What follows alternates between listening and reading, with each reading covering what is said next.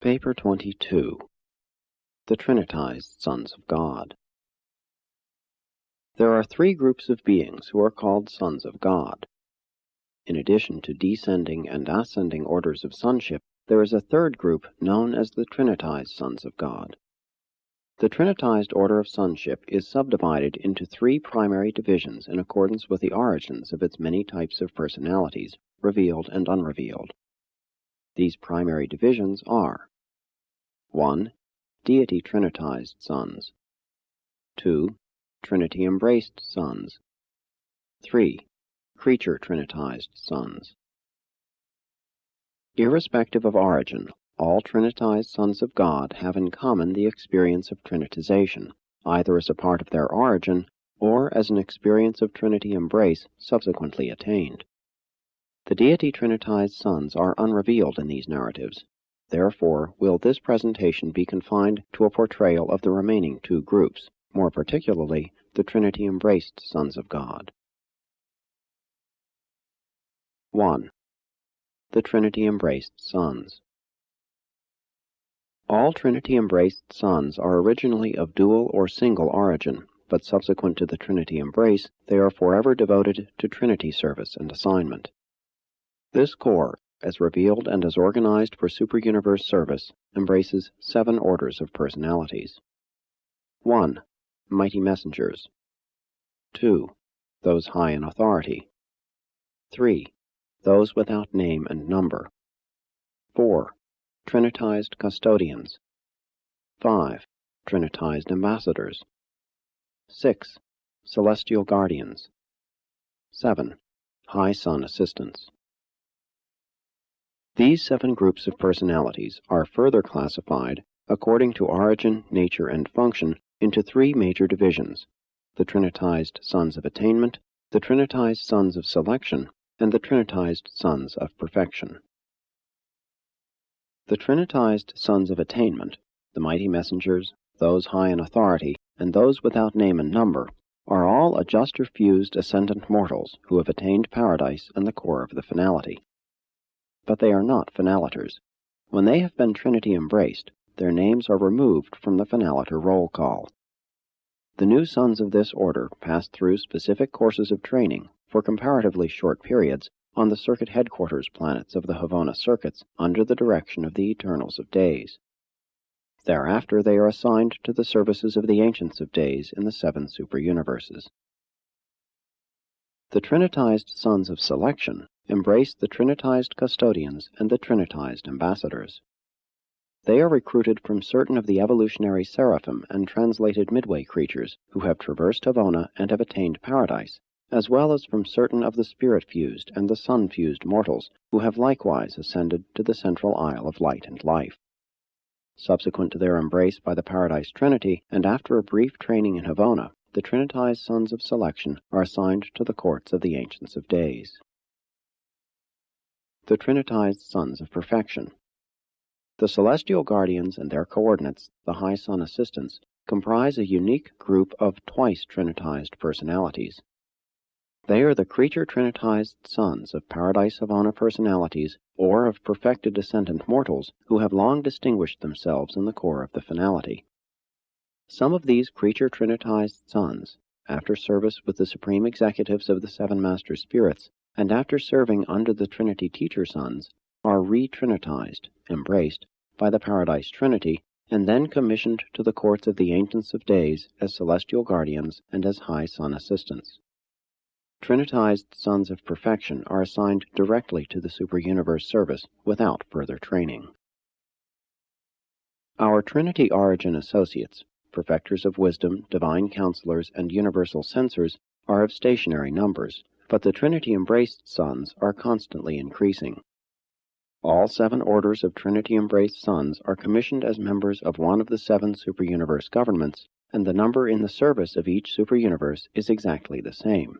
Not one has ever been lost. Trinity-embraced beings have never gone astray. They may stumble temporarily, but not one has ever been adjudged in contempt of the super-universe governments.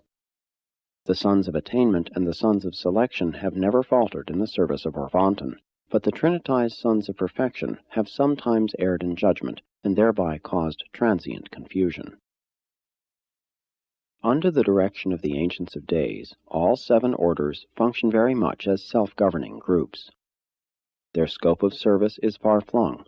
Trinitized Sons of Perfection do not leave the super-universe of assignment, but their Trinitized associates range the grand universe, journeying from the evolutionary worlds of time and space to the eternal Isle of Paradise. They may function in any of the super-universes, but they do so always as members of the super-government of original designation. Apparently, the Trinity-Embraced Sons have been permanently assigned to the service of the 7 super-universes. Certainly this assignment is for the duration of the present universe age, but we have never been informed that it is to be eternal. 2. The Mighty Messengers. Mighty Messengers belong to the Ascendant group of the Trinitized Sons. They are a class of perfected mortals who have been rebellion-tested or otherwise equally proved as to their personal loyalty. All have passed through some definite test of universe allegiance. At some time in their paradise ascent, they stood firm and loyal in the face of the disloyalty of their superiors, and some did actively and loyally function in the places of such unfaithful leaders. With such personal records of fidelity and devotion, these ascending mortals pass on through Havona with the stream of the pilgrims of time, attain paradise, graduate therefrom, and are mustered into the core of the finality. Thereupon they are trinitized in the secret embrace of the Paradise Trinity, and subsequently are commissioned to become associated with the Ancients of Days in the administration of the governments of the 7 super-universes. Every ascendant mortal of insurrectionary experience who functions loyally in the face of rebellion is eventually destined to become a mighty messenger of the super-universe service. Likewise is any ascendant creature who effectively prevents such upheavals of error, evil, or sin, for action designed to prevent rebellion or to effect higher types of loyalty in a universe crisis is regarded as of even greater value than loyalty in the face of actual rebellion. The senior mighty messengers were chosen from those ascendant mortals of time and space who were among the earlier paradise arrivals, many having traversed Havona in the times of Grand Fonda. But the first trinitizing of mighty messengers was not effected until the candidate corps contained representatives from each of the 7 super-universes. And the last group of this order to qualify on Paradise embraced ascendant pilgrims from the local universe of Nebadon. Mighty messengers are embraced by the Paradise Trinity in classes of 700,000, 100,000 for assignment to each super-universe. Almost 1 trillion mighty messengers are commissioned on Uversa, and there is every reason to believe that the number serving in each of the 7 super-universes is exactly the same. I am a mighty messenger, and it may interest Urantians to know that the companion and associate of my mortal experience was also triumphant in the great test, and that, though we were many times and for long periods separated in the age-long inward ascent to Havona, we were embraced in the same 700,000 group, and that we spent our time passing through Vice-Jarrington in close and loving association. We were finally commissioned, and together assigned to Uversa of Orvonton, and we are often dispatched in company for the execution of assignments requiring the services of 2 messengers. Mighty messengers, in common with all Trinity-embraced sons, are assigned to all phases of super-universe activities. They maintain constant connection with their headquarters through the super-universe reflectivity service. Mighty messengers serve in all sectors of a super-universe and frequently execute missions to the local universes and even to the individual worlds, as I do on this occasion. In the super-universe courts, mighty messengers act as defenders of both individuals and planets when they come up for adjudication. They also assist the Perfections of Days in the direction of the affairs of the major sectors. As a group, their chief assignment is that of super-universe observers. They are stationed on the various headquarters worlds and on individual planets of importance as the official observers of the Ancients of Days. When so assigned, they also serve as advisors to the authorities directing the affairs of the spheres of their sojourn. The messengers take active part in all phases of the ascendant scheme of mortal progression. With their associates of mortal origin, they keep the supergovernments in close and personal touch with the status and progression of the plans of the descending sons of God. Mighty messengers are fully conscious of their entire ascendant careers, and that is why they are such useful and sympathetic ministers, understanding messengers, for service on any world of space and to any creature of time. As soon as you are delivered from the flesh, you will communicate freely and understandingly with us, since we spring from all the races on all the evolutionary worlds of space, that is, from those mortal races that are indwelt by, and subsequently fused with, thought adjusters. 3. Those high in authority. Those high in authority, the second group of the Trinitized Sons of Attainment, are all adjuster-fused beings of mortal origin. These are the perfected mortals who have exhibited superior administrative ability and have shown extraordinary executive genius throughout their long ascending careers. They are the cream of governing ability derived from the surviving mortals of space. 70,000 of those high in authority are trinitized at each Trinity liaison. Though the local universe of Nebadon is a comparatively young creation, it has representatives among a recently trinitized class of this order. There are now commissioned in Orvonton more than 10 billion of these skillful administrators. Like all separate orders of celestial beings, they maintain their own headquarters on Uversa, and like the other Trinity-embraced sons, their reserves on Uversa act as the central directing body of their order in Orvonton. Those high in authority are administrators without limitation. They are the everywhere present and always efficient executives of the Ancients of Days. They serve on any sphere, on any inhabited world, and in any phase of activity in any of the 7 superuniverses. Having superb administrative wisdom and unusual executive skill, these brilliant beings assume to present the cause of justice in behalf of the superuniverse tribunals. They foster the execution of justice and the rectification of misadaptations in the evolutionary universes.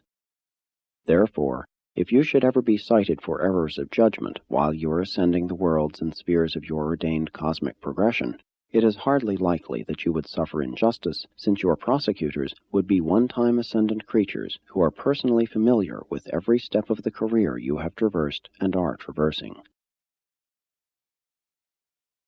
4. Those without name and number. Those without name and number constitute the third and last group of the Trinitized Sons of Attainment. They are the ascendant souls who have developed the ability to worship beyond the skill of all the sons and daughters of the evolutionary races from the worlds of time and space. They have acquired a spiritual concept of the eternal purpose of the Universal Father, which comparatively transcends the comprehension of the evolutionary creatures of name or number. Therefore are they denominated those without name and number. More strictly translated, their name would be those above name and number. This order of sons is embraced by the Paradise Trinity in groups of 7,000. There are of record on Uversa over 100 million of these sons commissioned in Orvonton. Since those without name and number are the superior spiritual minds of the survival races, they are especially qualified to sit in judgment and to render opinions when a spiritual viewpoint is desirable, and when experience in the ascendant career is essential to an adequate comprehension of the questions involved in the problem to be adjudicated. They are the supreme jurors of Orvonton. A maladministered jury system may be more or less of a travesty of justice on some worlds, but on Uversa and its extension tribunals, we employ the highest type of evolved spiritual mentality as juror judges. Adjudication is the highest function of any government, and those who are entrusted with verdict rendering should be chosen from the highest and most noble types of the most experienced and understanding individuals. The selection of candidates for the trinitization classes of mighty messengers, those high in authority, and those without name and number is inherent and automatic. The selective techniques of Paradise are not in any sense arbitrary. Personal experience and spiritual values determine the personnel of the Trinitized Sons of Attainment. Such beings are equal in authority and uniform in administrative status, but they all possess individuality and diverse characters. They are not standardized beings. All are characteristically different, depending on the differentials of their ascendant careers. In addition to these experiential qualifications, the Trinitized Sons of Attainment have been Trinitized in the divine embrace of the Paradise deities. Consequently, they function as the coordinate associates of the stationary Sons of the Trinity, for the Trinity embrace does seem to precipitate out of the stream of future time many of the unrealized potentials of creature beings. But this is true concerning only that which pertains to the present universe age. This group of sons is chiefly, but not wholly, concerned with the services of the ascendant career of the time-space mortals. If the viewpoint of a mortal creature is ever in doubt, the question is settled by appeal to an ascendant commission consisting of a mighty messenger, one high in authority, and one without name and number. You mortals who read this message may yourselves ascend to paradise, attain the Trinity embrace, and in remote future ages be attached to the service of the Ancients of Days in one of the 7 superuniverses, and sometime be assigned to enlarge the revelation of truth to some evolving inhabited planet, even as I am now functioning on Urantia. 5. The Trinitized Custodians. The Trinitized Custodians are Trinitized Sons of Selection. Not only do your races and other mortals of survival value traverse Havona, attain paradise, and sometimes find themselves destined to superuniverse service with the stationary Sons of the Trinity, but your faithful seraphic guardians and your equally faithful Midway associates may also become candidates for the same Trinity recognition and superb personality destiny. Trinitized custodians are ascendant seraphim and translated Midway creatures who have passed through Havona and have attained paradise in the core of the finality. Subsequently, they were embraced by the Paradise Trinity and were assigned to the service of the Ancients of Days. The candidates for the Trinity embrace from among the ascendant seraphim are accorded this recognition because of their valiant cooperation with some ascendant mortal who attained the core of the finality and was subsequently Trinitized. My own seraphic guardian of the mortal career went through with me, was later Trinitized, and now is attached to the Uversa government as a Trinitized custodian. And so with the Midway creatures. Many are translated and achieve paradise, and, along with the seraphim and for the same reasons, are Trinity embraced and commissioned as custodians in the superuniverses. The Trinitized custodians are embraced by the Paradise Trinity in groups of 70,000, and 1/7 of each group is assigned to a superuniverse. There are now in the service of Orvonton slightly over 10 million of these trusted and high custodians.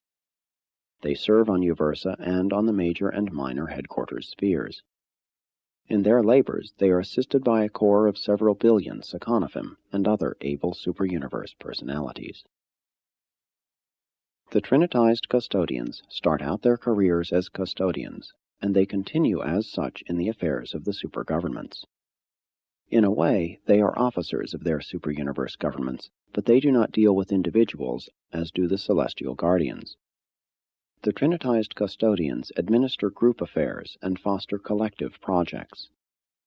They are the custodians of records, plans, and institutions. They act as the trustees of undertakings, personality groups, ascendant projects, Urantia plans, universe projections, and innumerable other enterprises. 6. The Trinitized Ambassadors. Trinitized ambassadors are the second order of the Trinitized Sons of Selection, and like their associates, the custodians, are recruited from 2 types of ascendant creatures. Not all ascending mortals are adjuster or father fused. Some are spirit fused, some are sun fused. Certain of these spirit and sun fused mortals reach Havona and attain paradise. From among these paradise ascenders, candidates are selected for the Trinity embrace, and from time to time they are Trinitized in classes of 7,000. They are then commissioned in the superuniverses as Trinitized ambassadors of the Ancients of Days. Almost 1/2 billion are registered on Uversa. Trinitized ambassadors are selected for the Trinity embrace upon the advices of their Havona teachers. They represent the superior minds of their respective groups and are, therefore, best qualified to assist the super-universe rulers in understanding and in administering the interests of those worlds from which the spirit-fused mortals hail. The sun-fused ambassadors are of great assistance in our dealings with problems involving the sun-fused order of personality. Trinitized ambassadors are the emissaries of the Ancients of Days for any and all purposes, to any and all worlds or universes within the super-universe of their assignment. They render particular and important services on the headquarters of the minor sectors, and they perform the numberless miscellaneous assignments of a super-universe. They are the emergency or reserve corps of the Trinitized sons of the supergovernments, and they are therefore available for a great range of duties. They engage in thousands upon thousands of undertakings in super-universe affairs which it is impossible to portray to human minds, since there is nothing transpiring on Urantia that is in any way analogous to these activities. 7. Technique of Trinitization.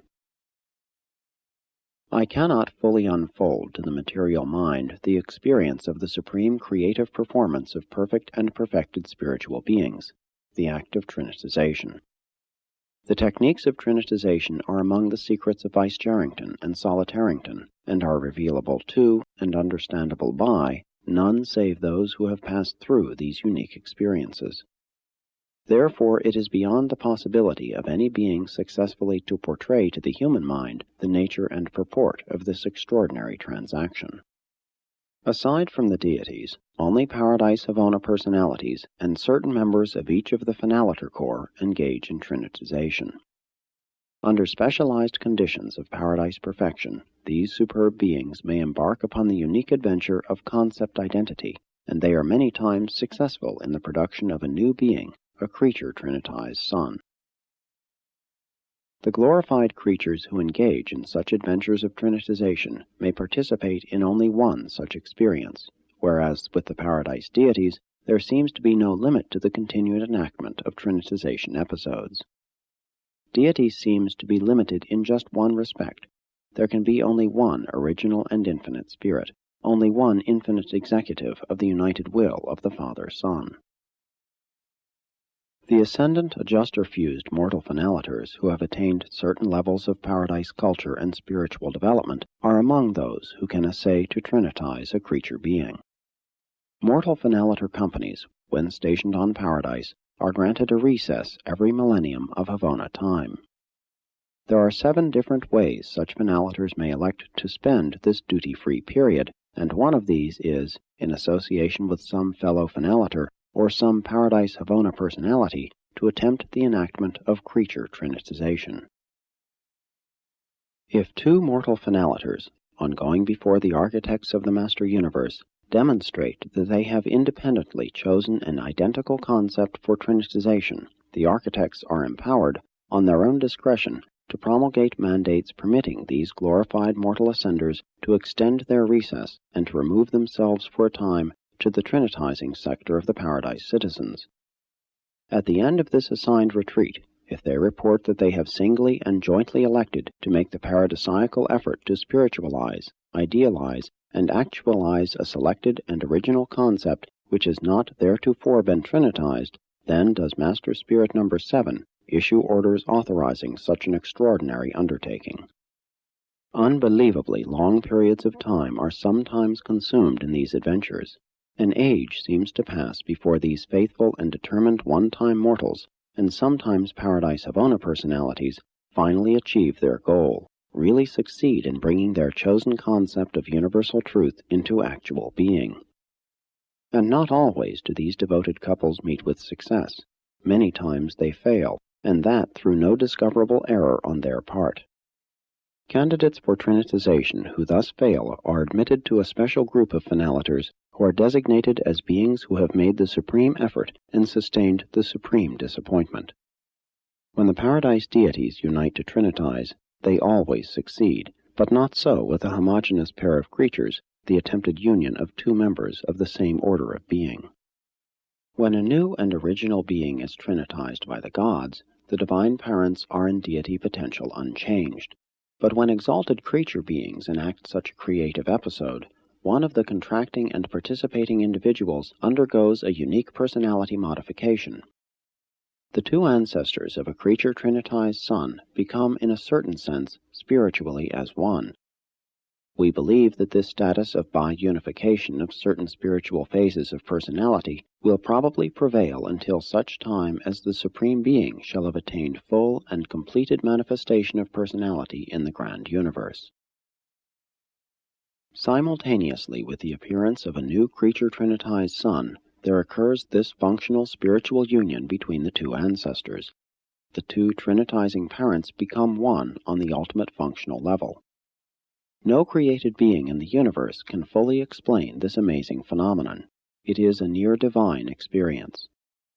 When the Father and the Son united to eternalize the infinite Spirit, upon the accomplishment of their purpose, they immediately became as one, and ever since have been one.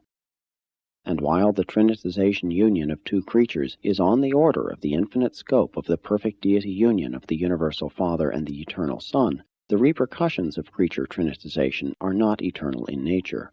They will terminate upon the completed factualization of the experiential deities.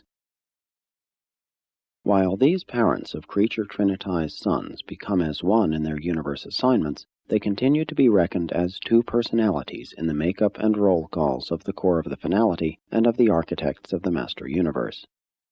During the current universe age, all trinitization united parents are inseparable in assignment and function. Where one goes, the other goes. What one does, the other does. If parental bi-unification involves a mortal or other finaliter and a Paradise Havona personality, the united parental beings function neither with the Paradisers, Havoners, nor finaliters. Such mixed unions foregather in a special core made up of similar beings. And in all trinitization unions, mixed or otherwise, the parental beings are conscious of and can communicate with each other, and they can perform duties that neither could have previously discharged. The seven master spirits have authority to sanction the trinitizing union of finaliters and Paradise Havona personalities, and such mixed liaisons are always successful. The resultant magnificent creature trinitized sons are representative of concepts unsuited to the comprehension of either the eternal creatures of paradise or the time-space creatures of space. Hence they become the wards of the architects of the master universe. These trinitized sons of destiny embody ideas, ideals, and experience which apparently pertain to a future universe age, and are therefore of no immediate practical value to either the super or central universe administrations. These unique sons of the children of time and the citizens of eternity are all held in reserve on Vicegerrington, where they are engaged in the study of the concepts of time and the realities of eternity in a special sector of the sphere occupied by the secret colleges of the core of the Creator Sons.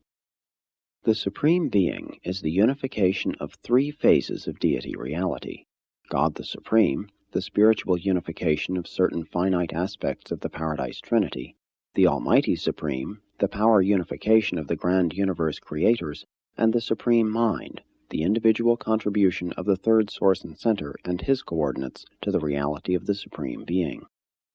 In their trinitization adventures, the superb creatures of the central universe and paradise are engaged in a threefold exploration of the deity of the Supreme, which results in the production of three orders of creature trinitized sons. 1. Ascender trinitized sons. In their creative efforts, the finalitas are attempting to trinitize certain conceptual realities of the Almighty Supreme which they have experientially acquired in their ascension through time and space to paradise. 2. Paradise Havona trinitized sons. The creative efforts of the paradise citizens and the Havoners result in the trinitization of certain high spiritual aspects of the Supreme Being which they have experientially acquired on a super-supreme background bordering on the ultimate and the eternal. 3. Trinitized sons of destiny. But when a finaliter and a Paradise Havoner together trinitize a new creature, this conjoint effort repercusses in certain phases of the Supreme Ultimate Mind. The resulting creature trinitized sons are super-creational. They represent actualities of supreme ultimate deity which have not been otherwise experientially attained, and which, therefore, automatically fall within the province of the architects of the Master Universe, custodians of those things which transcend the creational limits of the present universe age. The Trinitized Sons of Destiny embody certain aspects of the unrevealed Master Universe function of the Supreme Ultimate. We do not know a great deal about these conjoint children of time and eternity, but we know much more than we are permitted to reveal. 8. The Creature-Trinitized Sons. In addition to the creature-trinitized sons considered in this narrative, there are numerous unrevealed orders of creature-trinitized beings, the diverse progeny of the multiple liaisons of 7 Finaliter core and Paradise Havona personalities. But all these creature-trinitized beings, revealed and unrevealed, are endowed with personality by the Universal Father. When new Ascender-trinitized and Paradise Havona-trinitized sons are young and untrained, they are usually dispatched for long periods of service on the 7 paradise spheres of the Infinite Spirit, where they serve under the tutelage of the 7 Supreme Executives. Subsequently, they may be adopted for further training in the local universes by the Trinity Teacher Sons.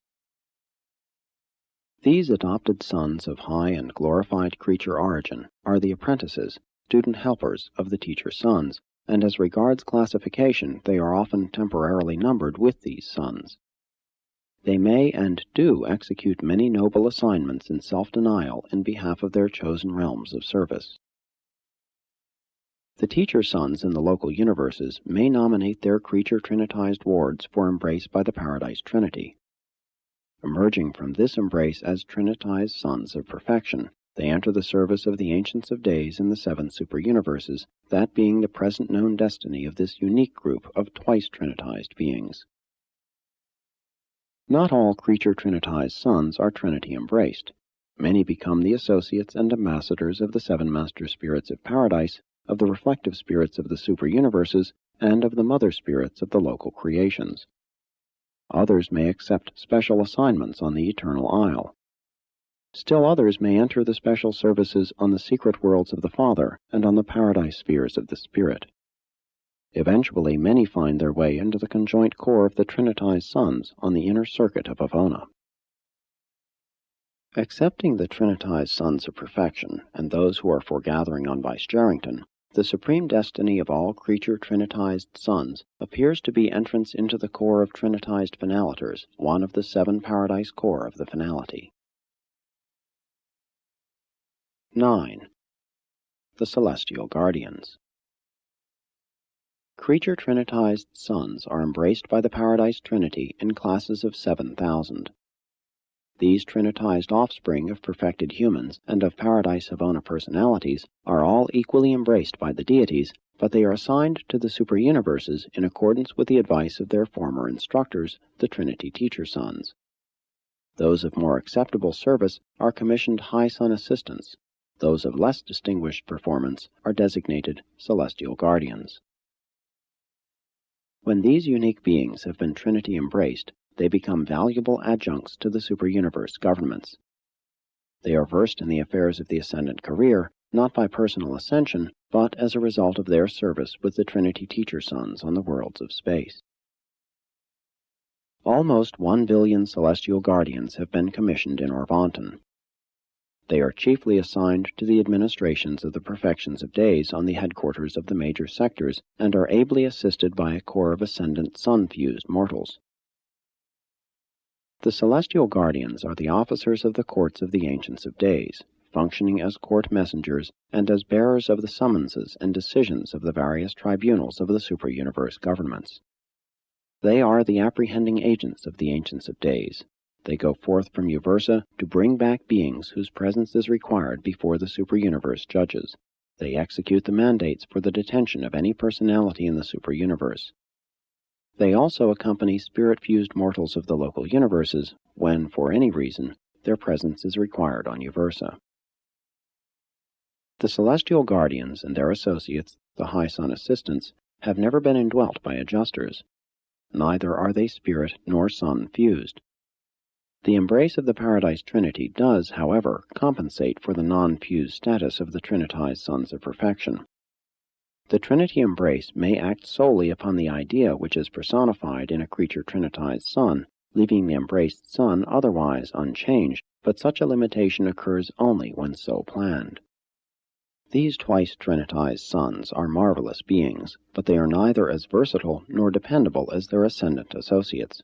They lack that tremendous and profound personal experience which the rest of the sons belonging to this group have acquired by actually climbing up to glory from the dark domains of space. We of the ascendant career love them and do all in our power to compensate their deficiencies, but they make us ever grateful for our lowly origin and our capacity for experience. Their willingness to recognize and acknowledge their deficiencies in the experienceable realities of universe ascension is transcendently beautiful and sometimes most touchingly pathetic. Trinitized Sons of Perfection are limited in contrast to other Trinity-embraced sons because their experiential capacity is time-space inhibited. They are experience deficient, despite long training with the Supreme Executives and the Teacher Sons, and if this were not the case, experiential saturation would preclude their being left in reserve for acquiring experience in a future universe age. There is simply nothing in all universal existence which can take the place of actual personal experience, and these creature-trinitized sons are held in reserve for experiential function in some future universe epoch. On the mansion worlds, I have often seen these dignified officers of the high courts of the superuniverse look so longingly and appealingly at even the recent arrivals from the evolutionary worlds of space that one could not help realizing that these possessors of non-experiential trinitization really envied their supposedly less fortunate brethren who ascend the universal path by steps of bona fide experience and actual living. Notwithstanding their handicaps and limitations, they are a wonderfully useful and ever-willing corps of workers when it comes to the execution of the complex administrative plans of the superuniverse governments. 10. High Sun Assistants. The High Sun Assistants are the superior group of the retrinitized trinitized sons of glorified ascendant beings of the mortal core of the finality and of their eternal associates, the Paradise Havona personalities. They are assigned to the superuniverse service and function as personal aids to the high sons of the governments of the Ancients of Days. They might fittingly be denominated private secretaries. They act from time to time as clerks for special commissions and other group associations of the high sons. They serve perfecters of wisdom, divine counselors, universal censors, mighty messengers, those high in authority, and those without name and number. If, in discussing the celestial guardians, I have seemed to call attention to the limitations and handicaps of these twice trinitized sons, let me now, in all fairness, call attention to their one point of great strength, the attribute which makes them almost invaluable to us. These beings owe their very existence to the fact that they are the personification of a single and supreme concept. They are the personality embodiment of some divine idea, some universal ideal, as it has never before been conceived, expressed, or trinitized. And they have subsequently been Trinity-embraced.